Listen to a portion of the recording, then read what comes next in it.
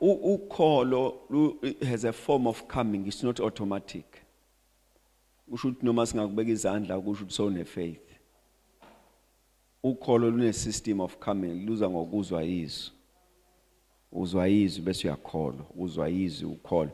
Lelizwi uma ubona kungazathi ezinye izinto uNkulunkulu uyamkholelwa zona, ezinye unenkinga, unezo ongakalitholi in that area.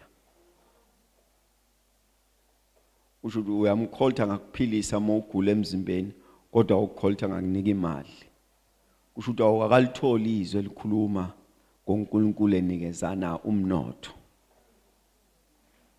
Uma khona iarea oyibona ngathi iyasala empilweni yakho, funa izwi la kuboka leyo ndawo. Ngoba meke wathola izwi la kuboka leyo ndawo kuyokwanda ukholo.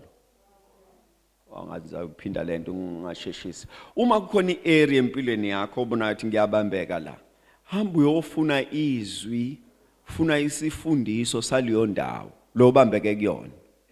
Ngoba the more uzwa lelo lizwi is the more uwanda ukholo lwaleyo kuphuma kuleyo ndawo. Amen bazalwane bami. Makhona indawo ufuna ukuyenza ngcono empilweni yakho, thola izwi laleyo ndawo.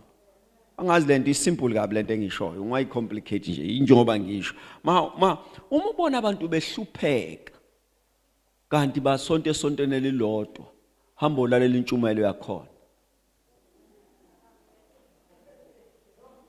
Ngoba lokho kuhlupheka kwabo is not very far from what they are hearing.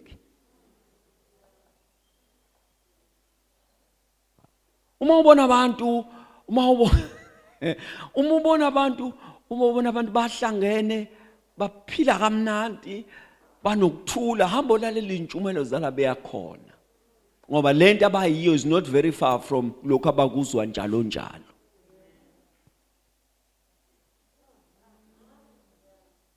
Uma ubona umuntu engakwazi ukuthandaza, akulona isonto lakhe. Hamba ulalela into ayilalelayo. Ngoba intshumayelo ayizwayo iyona lembekela ekhona.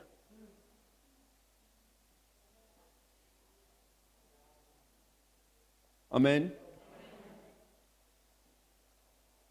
Umama lo wa-12 into nje yambeka la kulommangaliso phambi kwaJesu athi uJesu, your faith has made you whole. Into ayizo. Manje uma impilo yakho izoshintsha, funa ube ne-target ukuthi lento le sengikhathele ukuhluleka la.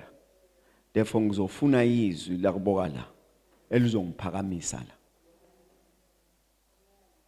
Ithana amen bazane bami. Nikhona nje kodwa nonke?